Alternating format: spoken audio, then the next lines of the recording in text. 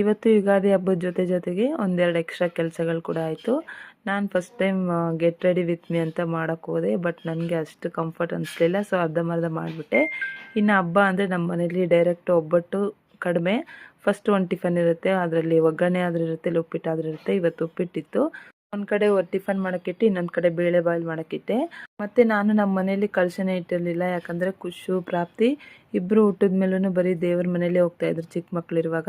ಇನ್ನು ಪದೇ ಪದೇ ಕಳಶ ಬಿದ್ದರೆ ಮನೆಗೆ ಒಳ್ಳೇದಲ್ಲ ಅಂತೇಳ್ಬಿಟ್ಟು ಮಕ್ಕಳು ದೊಡ್ಡವರಾದ್ಮೇಲೆ ಇಡೋಣ ಅಂತೇಳಿ ದೊಡ್ಡವನಾದ ಆಮೇಲೆ ಇಡೋಣ ಅಂದರೆ ಅದು ಏನೋ ಕೂಡೇ ಬಂದಿಲ್ಲ. ಪ್ರಾಪ್ತಿ ಹುಟ್ಟಿದ್ಮೇಲೆ ಇನ್ನು ಅವಳು ಕೂಡ ಸೇಮ್ ಅದೇ ದೇವ್ರ ಮನೇಲೇ ಹೋಗ್ತಾ ಇದ್ಲು ಬರೀ.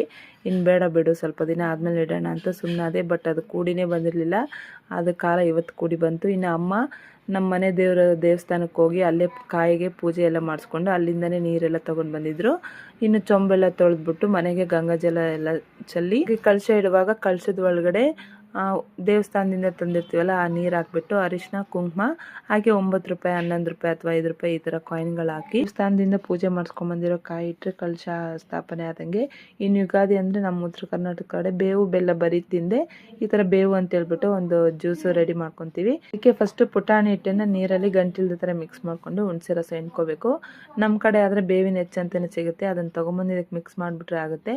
ಬಟ್ ಇಲ್ಲಿ ಆ ಥರ ಹೆಚ್ಚೇನು ಸಿಗಲ್ಲ. ಸೊ ನಾನೆಲ್ಲ ಡ್ರೈ ಫ್ರೂಟ್ಸು ಜೊತೆಗೆ ಬೆಲ್ಲ, ಕಲ್ಸಕ್ಕರೆ ಮತ್ತು ಮಾವಿನ ತುರಿ, ಮಾವಿನ ಪೀಸು, ಬೇವಿಂದು ಹೂವು ಹಾಕಿದ್ದೀನಿ. ಇಷ್ಟು ಹಾಕಿ ನಮಗೆ ಬೇಕಾದಷ್ಟು ನೀರು ಹಾಕಿ ಐಸ್ ಕ್ಯೂಬ್ಸ್ ಹಾಕಿದ್ರೆ ಆಯಿತು. ಇದ್ರ ನೆಕ್ಸ್ಟ್ ವೀಡಿಯೋನಲ್ಲಿ ಇನ್ನೂ ಸಖತ್ ರೆಸಿಪಿ ಇದೆ, ಮಿಸ್ ಮಾಡಿದೆ.